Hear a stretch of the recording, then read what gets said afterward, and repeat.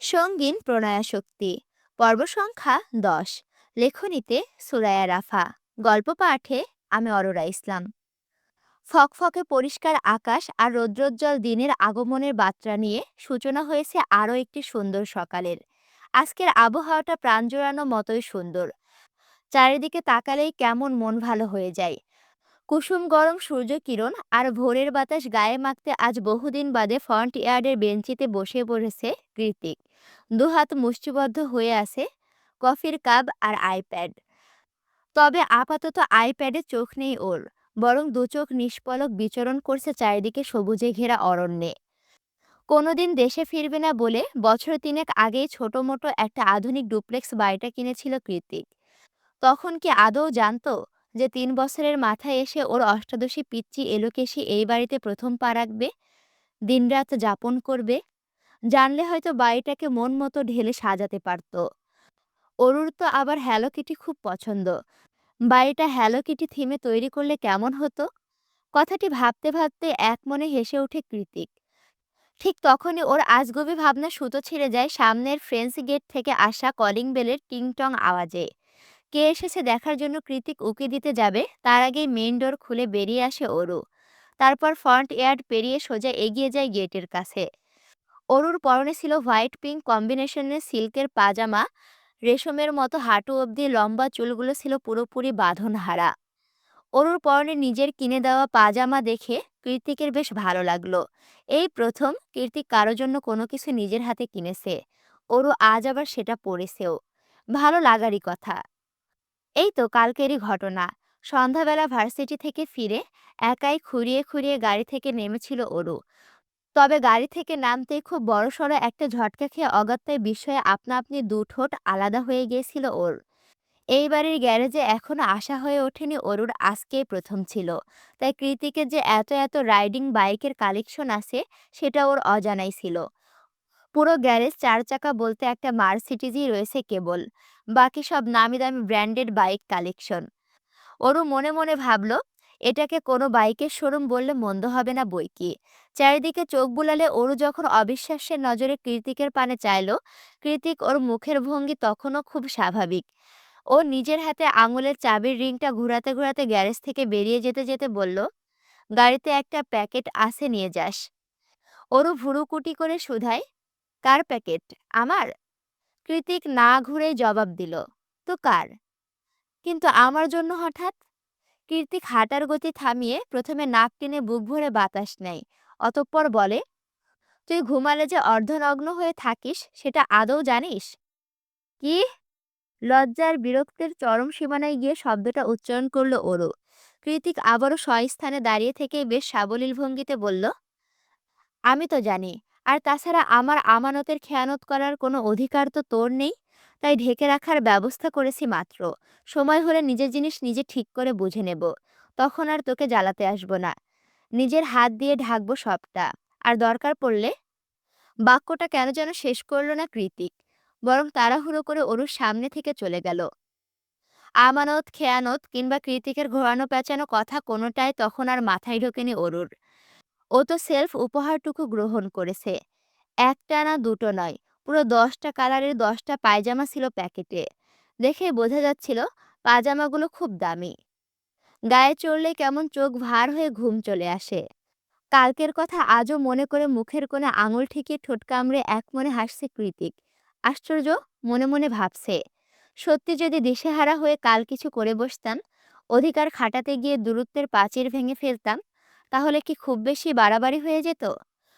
ওদিকে অরু নিজের কোলের মধ্যে ছোট্ট বিড়াল ছানা ডোরাকে নিয়ে এগিয়ে গিয়ে গেট খুলতেই চোখের সামনে ভেসে উঠল চেনা পরিচিত সেই সুদর্শন মুখখানা।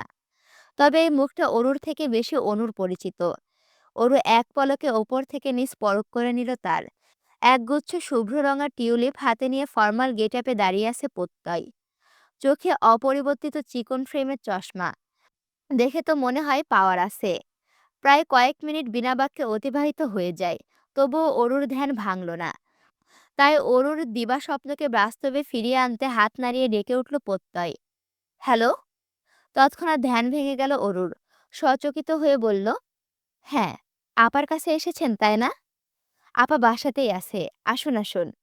প্রত্যয় গেট দিয়ে ভেতরে যেতে যেতে বলল, অ্যাকচুয়ালি আমি অনুর কাছে নয়, কৃতিক ভাইয়ের কাছে এসেছি।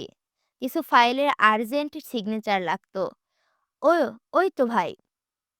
হাত কয়েক দূরে কালো রঙা বেঞ্চিটাতে আঙুল উঁচিয়ে দেখালো প্রত্যয়। তারপর অরুকে রেখে এগিয়ে গেল সেদিকে। অন্যদিকে অরু দৌড়ে গিয়ে অনুকে বাইরে নিয়ে এলো। অরুর টানাটানিতে অনেকটা হন্তদন্ত হয়ে বেরিয়ে এলো অনু। একটা লং কুর্তি আর লেগিংস পরিহিত অনু তাকিয়ে আছে প্রত্যয়ের পানে। ওদিকে কাজের ফাঁকে প্রত্যয়েরও চোখ সরেনি ঘুমু ঘুমু অনুর মায়াবী মুখশ্রী থেকে। অরু টানাটানি করছে দেখে অনু বিরক্ত হয়ে বলল, উফ, ছাড় না অরু। কৃতিক ভাইয়া বসে আছে, তার সামনে তুই যদি এমন বাচ্চামো করিস কি বলবি বলতো? আরে কিচ্ছু বলবে না, আয় তো তুই। অরুর এক হাতে তখনও ঘাপটি মেরে বসে আছে বিড়ালের বাচ্চা ডোরা। অনুর সামনে এগোতে এগোতে ভাবছে সেদিন রাতের কথা। সেই দিন বৃষ্টির অজুহাতটা তো নিছক বাহানা ছিল, কারণ সেই দিন হসপিটাল থেকে বের হতে দেখা মেলে ছাতা হাতে দাঁড়িয়ে থাকা প্রত্যয়ের। প্রত্যয়কে দেখে অবাকের চরম সীমানায় গিয়ে অনু তখন শুধালো, আপনি এখানে? প্রত্যয় মৃদু হেসে জবাব দিয়েছিল, আপনার জন্যই দাঁড়িয়ে আছি। আর তারপর বৃষ্টি ভেজা মনোমুগ্ধকর একটা সিম্পল কফি ডেট। একজন আরেকজনের পরিচয় তো দূরে থাক, নামটুকু পর্যন্ত জানত না। তবুও মন গহীনে কোথায় ঘন্টি বেজেছিল দুজনারই। অনুর মনে হয়েছিল, যে মানুষটা এতবার করে সাহায্য করছে তার সাথে এক কাপ কফি তো পান করাই যায়। পরিচয় দিয়ে কি আসে যায়। তবে আজ এই মুহূর্তে প্রত্যয়ের কর্মকাণ্ড দেখে মনে হচ্ছে সে পরিচয় দিতে একেবারে আটঘাট বেঁধে সকাল সকাল বাড়ি এসেছে। বাড়ির ফ্রন্ট ইয়ার্ডটা নরম সবুজ ঘাস আর বিভিন্ন সৌন্দর্যবর্ধক গাছগাছালি দিয়ে ভরা। সেই গাছেরই ফাঁক ফোকর গলিয়ে আলো ছড়াচ্ছে একটু একটু সূর্যকিরণ। আর সেই আলো ছায়ার মাঝে মুখোমুখি হয়ে দাঁড়িয়ে আছে প্রত্যয় ও অনু। অনুর পেছনে অরু আর ডোরা। অন্যদিকে ওদের থেকে খানিকটা দূরে এখনো আইপ্যাডে খুব মনোযোগ দিয়ে কিছু একটা করছে কৃতিক। প্রত্যয় নিজের হাতে থাকা টিউলিপ গুচ্ছ এগিয়ে দিয়ে বলল, শুভ সকাল মিস অনন্যা শেখ। আমি প্রত্যয় এহসান, সিএফও জেকে গ্রুপ। অরু হকচকিয়ে অনুর দিকে এগিয়ে এসে মিনমিনিয়ে বলল, আপা, উনি প্রত্যয় এহসান। উনিই মনে হয় আমাদের জন্য ভিসা টিকিটের সব ব্যবস্থা করেছিলেন। প্রত্যয় চোখ সরিয়ে অনুর দিকে তাকিয়ে বলল, হ্যাঁ, ঠিক বলেছো তুমি। অনুর কথা ঘুরিয়ে বলল, তাহলে আপনি আমাকে চিনতেন তাই তো? প্রত্যয় মৃদু হেসে জানায়, কিছুটা। অনু সহসা হেসে টিউলিপ ফুলগুলোকে গ্রহণ করে বলে, ধন্যবাদ, ওয়েলকাম। প্রত্যয় ঘোর লাগানো চোখ দুটো ছিল তখনও অনুর নিষ্প্রভ চোখে নিবদ্ধ। ওদিকে কৃতিকের চোখ দুটো অরুর চোখে। একই ঘোর, একই কামুকতা। কৃতিকের চোখে খানিকটা বেশিই হবে। কৃতিকের সেই ঘোর লাগা চোখে চোখ পড়তেই কেঁপে উঠল অরু। হুট করেই কেন যেন শরীরের প্রত্যেকটা লোমকূপ দাঁড়িয়ে গেল। সেই সাথে তলপেটের মধ্যে অনুভব হলো অজানা এক গুংরানি। এটা মধ্যে খিদের পূর্বাভাস নয়, তাহলে এটা কেমন অনুভূতি? আগে তো কখনো হয়নি এমন। সামান্য চাহনিতে কারো এত জোর থাকে? চোখের চাহনি দিয়ে পুরো ঝড় বইয়ে তুলকালাম বাঁধিয়ে দিল শরীরের রন্ধে রন্ধে। তবুও সবটা গতানুগতিক উপেক্ষা করে গেল অরু। পেছন থেকে অনুদের চোখে চোখে আদান প্রদানের মাঝে বাম হাত ঝুঁকিয়ে দিয়ে অরু বলে উঠল, এই আপা, অনেক তো হয়েছে তোদের আলাপ পরিচয়। এখন চল, খিদে পেয়েছে। আমাকে আবার খেয়ে ভার্সিটিতে যেতে হবে। তাছাড়া তুই তো হসপিটালে মায়ের কাছে যাবি। অরুর কথায় সম্মিত ফিরে পেল অনু। সেই সাথে অজানা একরাশ লজ্জারাও প্রজাপতির ন্যায় ঘিরে ধরল ওকে। ও তাড়াহুড়ো করে ভেতরে যেতে যেতে বলল, খাবার দিচ্ছি, দ্রুত আয়। পরিবেশটা থমথমে আর অস্বাভাবিক। প্রত্যয় নিজেরও কেমন লজ্জা লজ্জা পাচ্ছে। তাই পরিস্থিতি স্বাভাবিক করতে প্রত্যয় অরুর কোলে ঝিমুতে থাকা ডোরাকে দেখিয়ে বলল, বিড়াল কোথায় পেলে? না মানে আগে তো ছিল না। অরু ডোরার মাথায় আদুরে হাত বুলিয়ে বলে, কাল রাতে ব্যাক ইয়ার্ডে কুড়িয়ে পেয়েছি, ঠান্ডায় কাঁপছিল। তারপর ঘরে নিয়ে এসেছি। আর তারপর? প্রত্যয় জিজ্ঞাসু হয়ে শুধালো, তারপর? অরু কৃতিকের দিকে দাঁত কটমটিয়ে তাকিয়ে বলল, কিছু না। By the way, nice cat. Aru প্রত্যয়ের কথায় বাদ ছেদে বলে, ও ক্যাট না, ও আমার বাচ্চা ডোরা। মাথা খারাপ? আমি কেন বিড়ালের বাচ্চা জন্ম দিতে যাব? পেছন থেকে ভেসে আসা কৃতিকের অযাচিত বাক্যে অরু প্রত্যয় দুজনেই বোকা বনে গেল। অরু মুখে ভেংচি কেটে মিনমিনিয়ে বলল, আপনার বাচ্চা কেউ বলবে না। ভালোবাসা দরদ বলতে কিছু আছে নাকি হৃদয়ে? থাকলে আমাকে আর ডোরাকে অমন মাঝরাতে বাইরে বের করে দিতে পারতেন না।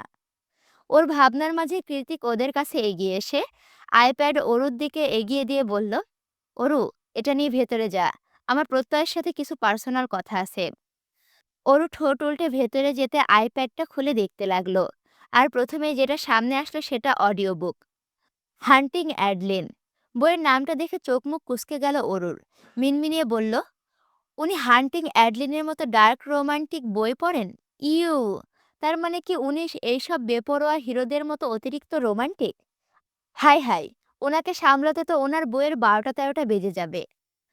পরক্ষণে নিজের মাথায় নিজের চটি মেরে দাঁত দিয়ে জিভ কেটে অরু বলে, সি, কি সব ভাবছি আমি, তবা তবা। ইউনিভার্সিটিতে আজ 100 ইয়ার সেরিমনি, মানে শতবর্ষ পূর্তি উদযাপন হচ্ছে। আজ কোনো ডিপার্টমেন্টেরই কোনো ক্লাস নেই। সবকিছু জানাই ছিল অরুর, তবুও এক বুক আশা নিয়ে ভার্সিটিতে এসেছিল ও। আকাঙ্ক্ষা একটাই, নিখিল ভাইকে একটা নজর দেখা পাওয়া, ঠিক আগের মতোই। কিন্তু সেটা আর হয়নি। সিনিয়রদের কাছ থেকে খোঁজ নিয়ে জানতে পেরেছে নিখিল ভাই আজ আর ভার্সিটিতে আসেনি। আসেনি বললে ভুল হবে, আসতে পারেনি। গতকাল সব রিপোর্ট নষ্ট হয়ে যাওয়ায় আজ আবার সেগুলো নতুন করে রেডি করতে হচ্ছে তাকে, নয়তো সামনের সেমিস্টারে পুরো দমে ফেল। ওরও অসহায়ের মতো মনমরা হয়ে বলল, নিখিল ভাইয়ের মতো ভালো মানুষের সাথে এমন খারাপ কাজটা কে করলো? সে যাই হোক, নিখিল ভাই যেহেতু আসেনি, ওরও চিন্তা করলো ও বাড়িতে ফিরে যাবে। কাল সারা রাত বাইরে বের করে রেখেছে কৃতিক ওকে, তাই ঘুমটাও চোখে তাজা। না ঘুমানোর দরুন কেমন ঝিমুনি চলে আসছে দু চোখে। চারিদিক ঝাপসা লাগছে। মনে হচ্ছে এই বুঝি পড়ে যাবে মাথা ঘুরে। ওরও আর বেশিক্ষণ দাঁড়িয়ে থাকলো না। হাঁটা ধরলো বাড়ি যাওয়ার উদ্দেশ্যে। তবে দু কদম এগোতে পথ আটকায় সায়নী। ওর হাতটা শক্ত করে ধরে উচ্ছ্বাসিত মুখে বলে, এই অরু, কোথায় যাচ্ছ? গ্যালারিতে বাস্কেটবল খেলা হচ্ছে, বিশাল টুর্নামেন্ট, তাড়াতাড়ি চলো। যদিও ওরও এসবে বিন্দুমাত্র আগ্রহ নেই, তবুও অগাত্য যেতেই হলো সায়নের সাথে। যেতে যেতে সায়নী জানালো, সবাই এই ম্যাচ দেখার জন্য গত 1 মাস ধরে বসে আছে, আর তুমি বাড়ি যাচ্ছ? এই ভার্সিটির প্রাক্তন ছাত্র ভার্সেস পাশের ইউনিভার্সিটির প্রাক্তন ছাত্ররা। সায়নীর উচ্ছ্বাসে জোয়ার দিতে ওরও নরম সুরে বলল, ও তাই নাকি? গোলাকার বিশাল গ্যালারিতে গিয়ে সায়নী সিটে বসতে বসতে বলল, হুম। তার চেয়ে বড় কথা কি জানো? জেকে স্যারও এই ভার্সিটির সিনিয়র ছিল, আর স্যারও আজ ম্যাচে খেলবেন। তৎক্ষণাৎ সায়নের দিকে থেকে চোখ সরিয়ে সামনে চাইল ওরু। দেখতে পেল শুধু কৃতিক একা নয়, সায়র আর অর্ণব আছে। তাছাড়া ওদের পাশের গ্যালারিতে বসে বসে নিজের প্রিয় বন্ধুদের চিয়ার আপ করে যাচ্ছে এলিসা আর ক্যাথালিনও। চেনা পরিচিত সবাইকে এক ঝলক দেখে নিয়ে ওরু মনে মনে বলল, তার মানে ওনারা সবাই এই ভার্সিটির প্রাক্তন শিক্ষার্থী। অরু, কি ভাবছো? খেলা শুরু হয়ে গিয়েছে তো। সায়নীর কথায় এবার সত্যি সত্যি খেলা দেখায় মনোযোগ দিল অরু। তখন খেলার মধ্যে হাফ শেষ হয়েছে মাত্র। সবার মুখে বিজয়ের হাসি লেগে আছে, কারণ প্রথম হাফে বাজিমাত করে দিয়েছে কৃতিকেরা। প্রতিপক্ষ টিম বাকি অর্ধেক সময়ে এই রেকর্ড ভাঙতে পারবে কিনা সন্দেহ। এখন 10 মিনিটের বিরতি। বিরতি পেয়ে সবাই যে যার মতো 1 নম্বর 2 নম্বর সারিতে চলে গেল। কেউ কেউ গিয়ে দাঁড়ালো টিমের মানুষের কাছে। বাকি অর্ধেক খেলার জন্য পরামর্শেরও তো একটা ব্যাপার আছে। শুধুমাত্র কৃতিক সবাইকে সরিয়ে উঠে এলো জনসমাগমপূর্ণ গ্যালারিতে। কৃতিক গ্যালারিতে উঠতে উঠতে সবাই একযোগে চিল্লিয়ে উঠল। তবে কোনো কিছু শোনা কিংবা দেখার চেষ্টা না করে ও সোজা গিয়ে বসে পড়ল অরুর পাশে। অতঃপর এক টান দিয়ে অরুর গলায় পেঁচানো স্কার্ফ টেনে নিয়ে তোয়ালের মতো করে নিজের চুল আর কপালের ঘাম মুছতে লাগলো নির্বিঘ্নে। বিস্ময়ে বিপর্যয়ে হা হয়ে আছে পুরো গ্যালারি ভর্তি মানুষ। যেন এখানে কোনো বাস্কেটবল ম্যাচ না, বরং রোমান্টিক সিনেমার শুটিং হচ্ছে। অর্ণব, সায়র ওরাও খানিকটা অবাক। সায়র যতটুকু জানে, মেয়েটা কৃতিকের দুচোখের বিষ। তাহলে গ্যালারি ভর্তি মানুষের সামনে কৃতিক এসব করছেটা কি? ওদিকে ওরও পারছে না লজ্জায় মাটির সাথে মিশে যেতে। মানে সকলের ক্রাশ বয় রাইডার জেকে স্যার এই মুহূর্তে পুরো ক্যাম্পাসের সামনে ও শরীরের ওড়না দিয়ে নিজের মুখমণ্ডলের ঘাম মুছছে। এমন কাহিনীতে চারিদিকে জোড়া জোড়া চোখের দিকে তাকিয়ে ওরও আর্তনাদ করে বলতে ইচ্ছে করলো, বিশ্বাস করো, আমি কিছু জানি না। এই লোকটা পাগল, মাথায় সমস্যা আছে, তাই তো হুটহাট এমন করে আমাকে ফাঁসাই। ওর ভেতরে কান্নাকাটিটিকে 2 পয়সায় পাত্তা না দিয়ে গমগমে আওয়াজে কৃতিক বলে, পানিটা দিয়ে।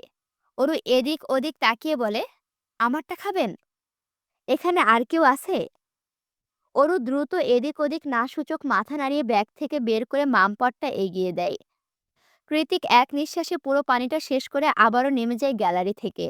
কৃতিক চলে যেতে অরু নিজের ওড়নাটা ঠিকঠাক করতে ব্যস্ত হয়ে পড়ে। ওড়নার এক অংশ কৃতিকের ঘামে ভেজে আছে। সেখান থেকে খুব সুন্দর একটা চন্দন কাঠ জাতীয় ঘ্রাণ আসছে।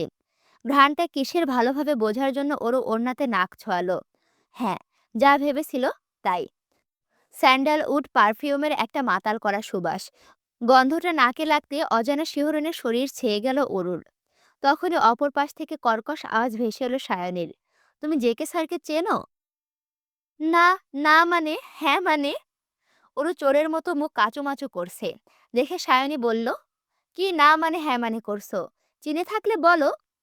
অরু হ্যাঁ সূচক মাথা নাড়িয়ে বলে, উনি আমার ভাই ভাই হয়, মানে স্টেপ ব্রাদার। সায়নী বোধহয় অরুর জবাবে খুশি হলো, তাই ওর হাত জড়িয়ে ধরে বলল, ইটস ওকে অরু, আগে বলবে না এ কথা? আমি আরো ভাবলাম কি না কি। খাওয়া দাওয়া হই হুল্লোড়ে সারাটা দিন ভালোই চলে গিয়েছে। সবার সাথে অরুও আজ বেশ ভালোই আনন্দ করেছে। এতগুলো দিন পর আজকে প্রথম অরুর মনে হচ্ছে যে ও আসলে ইউনিভার্সিটিতে পড়ে। তবে বিপত্তি ঘটেছে বিকেল নাগাদ। ক্যাম্পাসে রাতে কনসার্ট আর পার্টি থাকলেও অরু সেসবে একদম অভ্যস্ত না। তাই ও সায়নীকে বুঝিয়ে শুনিয়ে বাড়িতে যাওয়ার প্রস্তুতি নিচ্ছিল। অরু শুধু একা নয়, অনেকেই যাচ্ছে আসছে। করিডোরে শিক্ষার্থীদের উপচে পড়া ভিড়। তাই ও ঠিক করলো বাইরের দিক থেকে তাড়াহুড়ো করে বেরিয়ে যাবে। কিন্তু হঠাৎই ওর মনে হলো ভিড়ের মাঝে নিখিল ভাইকে দেখলো।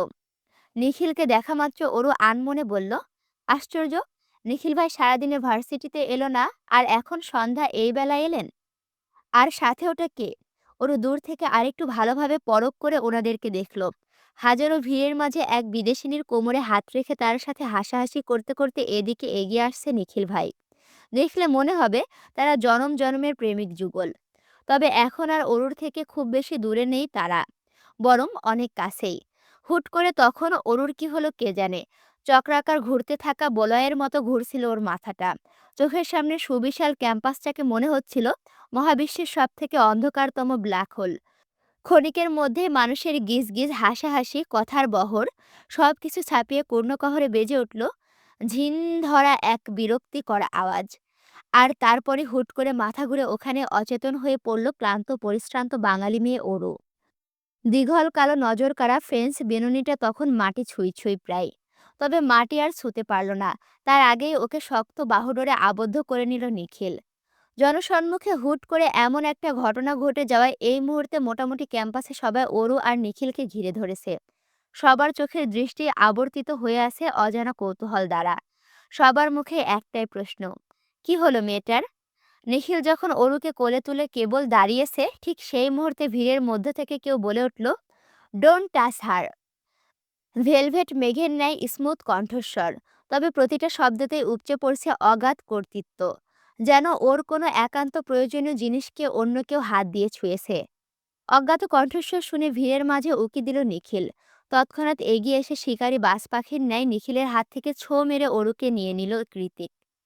নিখিল কিছু বুঝে উঠতে পারল না, তাই অবাক দৃষ্টিপাত করলো কৃতিকের পানে।